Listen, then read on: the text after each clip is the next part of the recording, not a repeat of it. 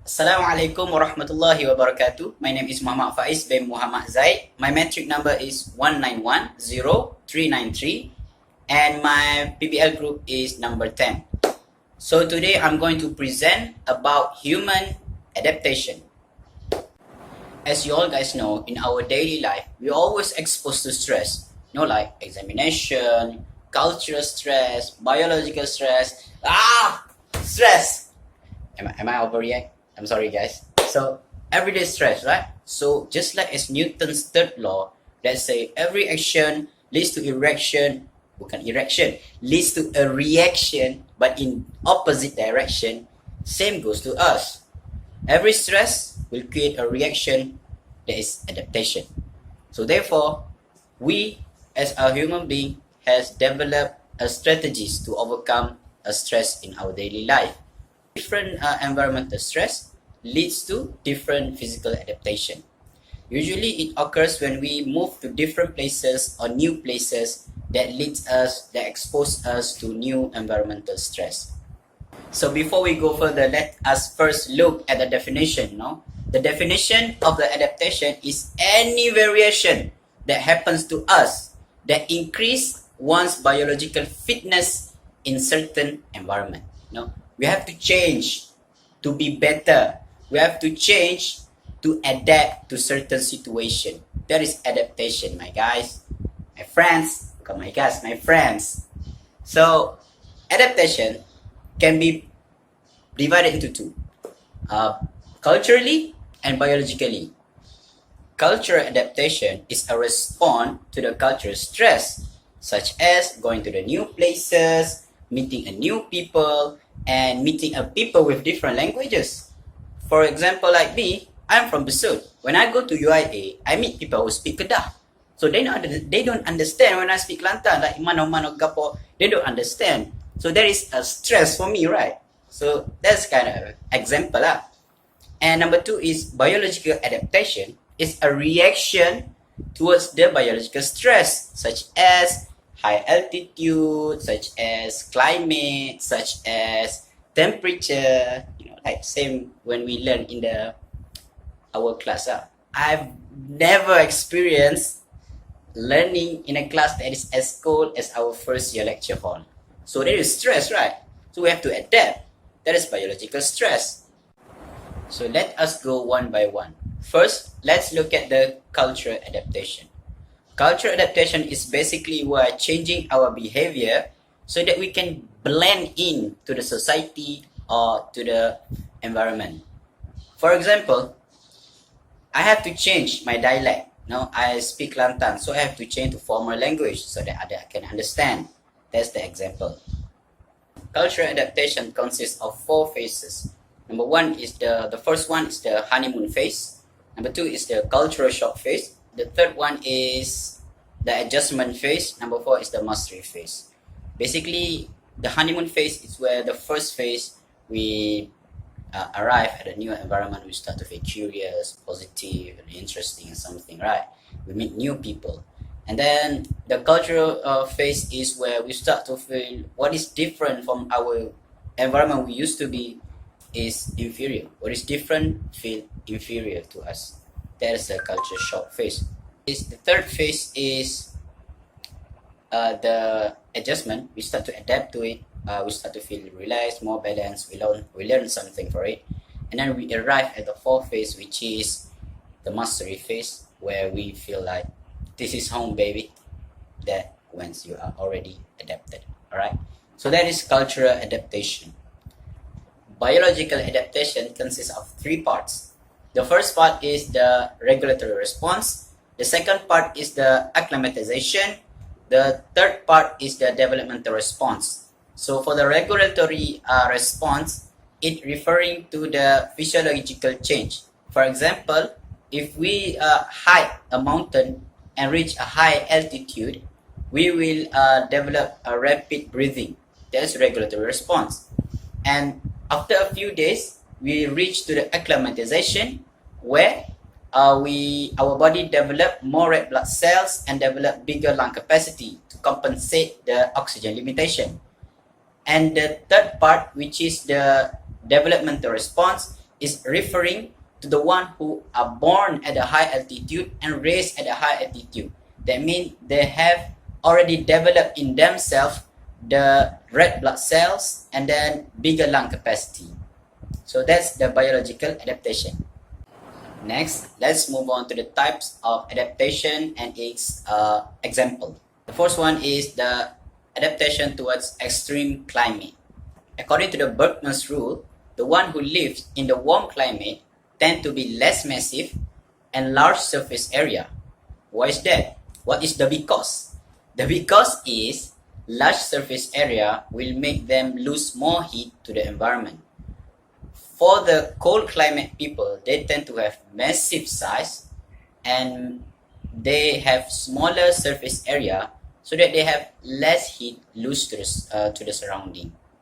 According to the Allen's rule, which is talk about the length of arms, legs, and other appendages that has effect on the amount of heat loss to surrounding, that say the one who live in the warm climate tend to have long appendages, and the one who lives in cold climate tend to have shorter appendages. Next is the adaptation to skin color. The one who live at the place where the sun radiation is intense tend to have darker skin, usually in the tropical latitude, especially in the non-forested region where the sun radiation is more intense. This skin color is developed to protect themselves from the UV ray that so intense at their places.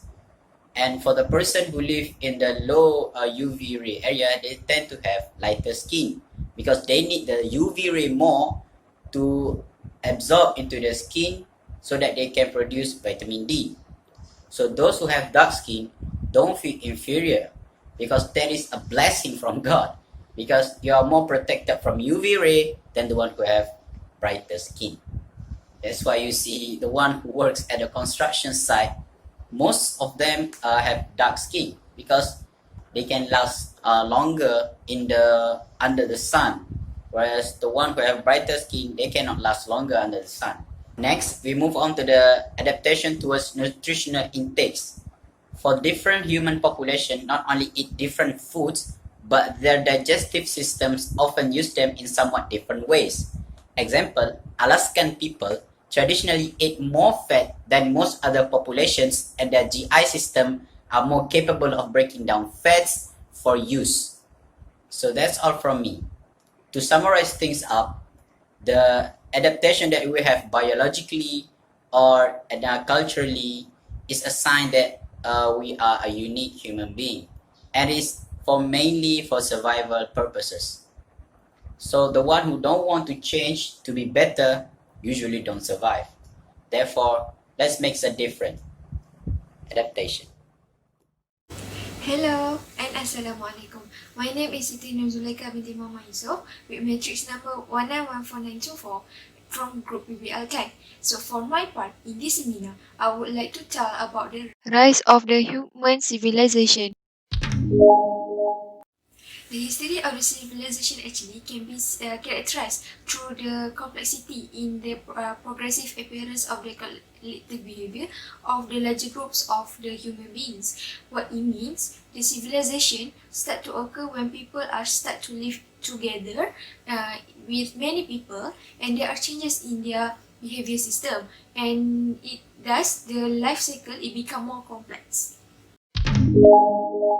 So for my part in this seminar, I will divide it into two categories, which are the era before the rise of the civilization and also the worldwide civilization. For the era before the rise of the civilization, I would like to touch about the Paleolithic era and also the Neolithic era. The first era before the rise of the civilization is the Paleolithic era. Do you know that actually during this era, the humans are live in a small group as the hunter-gatherers, whereby the job are dividing based on the gender. For example, the men are hunting for the animals, meanwhile for the women, they are gathering the foods. For example, like the fruits, berries, and also the nuts. And human during this era also, they use the simple tools that are made up from the stone, woods, and also the bone. And by using these tools, they are start to involve in the art activities, and lastly engage with the spiritual and also the religious behavior.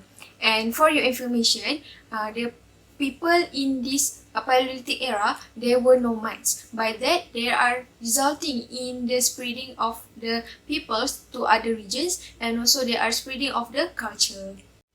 So after the Paleolithic era, the Neolithic Revolution occurred and happened during about 10,000 before Common Era.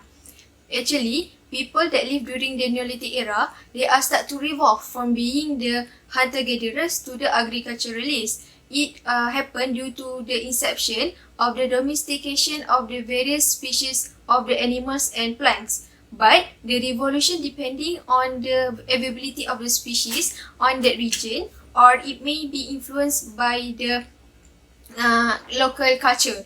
And during this era also, people used the domestic animals as the source of food because the animal provides the protein, and they use the wool of the animal to make the clothes and also the other objects.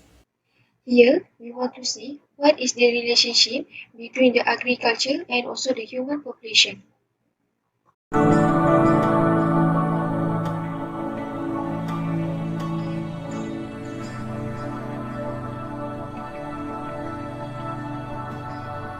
In this video, it shows that the number of human population increase when there is an increasing in the agriculture.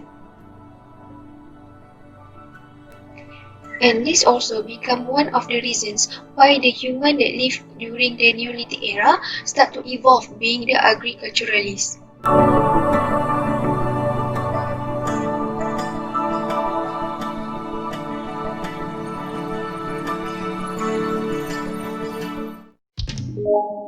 After we understand about the Paleolithic era and also the Neolithic era that fall under categories the era before the rise of the civilization, now we move to the second categories, which is the worldwide civilization. So for worldwide civilization, there are 5. The first one is the Mesopotamia and Egypt. The civilization of the Mesopotamia and also the Egypt occurred during 3100 BC, and the Sumerian in this civilization, they are settled in the mouth of the Euphrates and also Tigris, whereby now known as the Southern Iraq. And more about this civilization, the Egypt was developed along the strip of the Nile Valley. And for your information, it is a fact that the Mesopotamia and Egypt civilization contribute in the water transportation, whereby they make offer for the easiest method of the transportation for the society without paved roads, and also they provide the water to irrigate the fields. After the Mesopotamia and Egypt, now we move to the Aegean civilization that happened during the 2000 BC.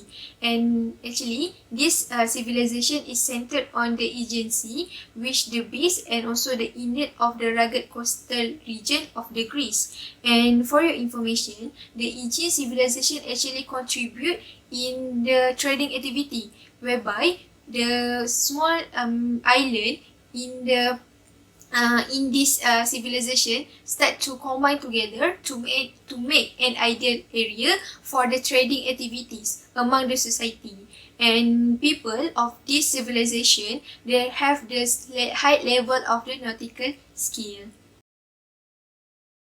After that, the rise of the American civilization is happened during 1200 BC, and this civilization is located at the omek of the Mexico in the center of America, and also at the Chavin of the Andes. And in this civilization, each region is famous for their sculptures. And sadly, this civilization was destroyed by the Spanish during 16th century.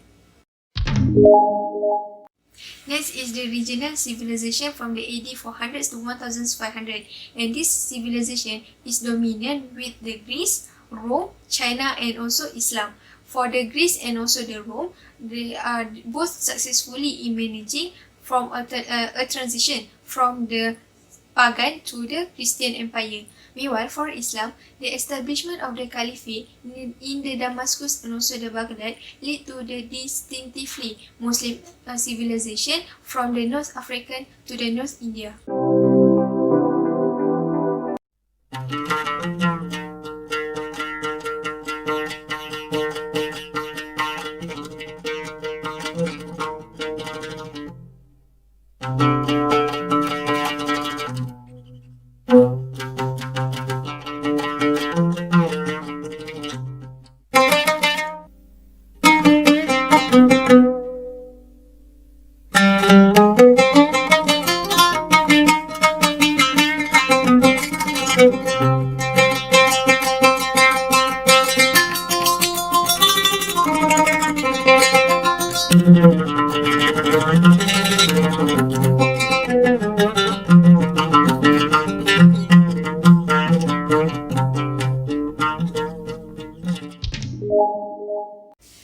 The last worldwide civilization is the global civilization. Global civilization happened during the 16th century to the 20th century. In the 16th century, when the first contact between the Europe and also the America, it leads to the new concept, which is the worldwide civilization concept. And this concept is evolving with the colonies and the empires. In this civilization also, the English culture is spread even further, including in the India, Canada, and also in the New Zealand. For much of the 20th century, the ideology has been driving force in the export of the two different concepts of the civilization, which are the American capitalism and also the Russian communism. At the same time, in this civilization, the mass communication has been made and it's possible to export the region's culture to over the world. For example, like the America use the radio, use the cinema and also the television to spread their culture. In summary, for my part about the rise of the civilization, I divided it into two categories. The first category is the era before the rise of the civilization, which I talk about the Paleolithic and also the Neolithic. And meanwhile, for the second category is the worldwide civilization, which consists of 5. The first one is the Mesopotamia and Egypt civilization. Second is the Indian civilization. Third is the American civilization. Fourth is the regional civilization, and last is the global civilization. So that is all from me. Thank you. Assalamualaikum warahmatullahi wabarakatuh. My name Muhammad Kamabi Ahmad, metric number 1916783. Under the same topic, I'm going to be the next presenter in my sharing of modern Islamic civilization, which is the role of human as the Khalifah. So first thing first, what is the definition of Khalifah? So the Khalifah can be defined as the one who exercises delegated on behalf of the supreme authority, which means that the leader who carry out the command of Allah Subhanahu wa Taala and let the whole people beneath it. So based on Surah Al-Baqarah verse number 30 and mention of Muhammad, when your Lord said to the angels, indeed I will make upon the exercise authority, they say, will you place it one who caused corruption, therein and sheds blood, while we declare your praise and sanctify you? Allah said, indeed I know that which you do not know. Which means that Allah created the man as the one who going to be the leaders on the earth. And another scholar, which is Ibn Khaldun, a famous scholar, also defined the Khalifah as the representative of Prophet Muhammad SAW, the exponent of the divinely inspired law, which is the Sharia Islamiyah, and the function to protect the religion in the and govern in the world. As we know, as an example, such as Umayyad Empire, Abbasid Empire, and also Ottoman Empire, choose the Khalifa as the one who going to lead the people beneath it. He has a high power and has a great power in order to manage and govern all the people and also his country. So we are going to give you 5 important roles of the Khalifa. First is defend and maintain the religion. based on Surah Al-Ma'idah verse number 57. O you who have believed, take not those who have taken your religion in ridicule and amusement among the ones who were given the scripture before you, nor the disbelievers as allies, and fear Allah if you should truly be believers. The second point is safeguard the citizen of the land. The Caliph should guarantee safety to his people in order the business and social event could be done with peace and also harmony. So it's important that the peaceful is important in the civilization in order to develop more and more to become a good empire. Third point is the Khalifah as the head political institution and guide people. So the Khalifah is one who going to supervise matter directly himself and check on things so that the Ummah will be led in a proper manner. So he shouldn't rely on delegating to others too much to prevent the ambiguity in his decision. So which means that all of the decision making should be made by Khalifah itself, not interrupted by other external factors. The fourth thing, sustain public fund. So as we know, as a country, in order to sustain the economy in a certain country, the economy should be managed very well. So the Khalifah, he must collect and manage the charity and use the resources should be given for the benefit of the Ummah, and he shouldn't take more than he is obligated to. And the last point is protect the territory of Islam. So as the Khalifah, he need to strike in jihad when there is an attack which can harm and the safety of the people and also the faith and the religion of Islam. So on the other hand, he should be aware to protect from the internal factor, such as the people who rejecting Islam after being called into, so that the right of Allah will be fulfilled and prevail the religion. Being a Khalifah is not an easy task because he carried the responsibility the people who are under him. So in order to be a Khalifah, there are some preparation need to be made before he be appointed to become a Khalifah. So the prerequisite in order to be chosen as Khalifah, I will going to show you 5 important points. First thing first, Khalifah must be a man.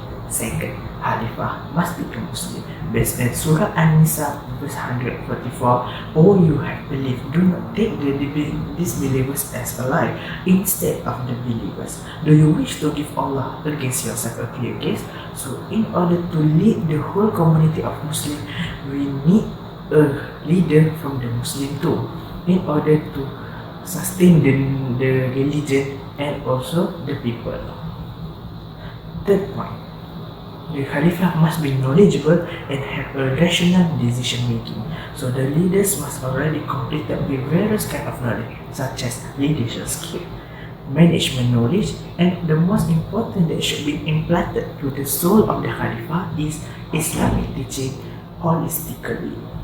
Fourth point, being justice in the leadership, having a good moral and being trustworthy in order to gain respect from the people.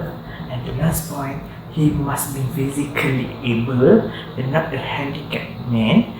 He has a spiritual and brave and being helpful to the Ummah, which means he is being ready to hear any problems from the Ummah and willingly to solve the problem by himself. Okay, that's all from me. Let's go to the next.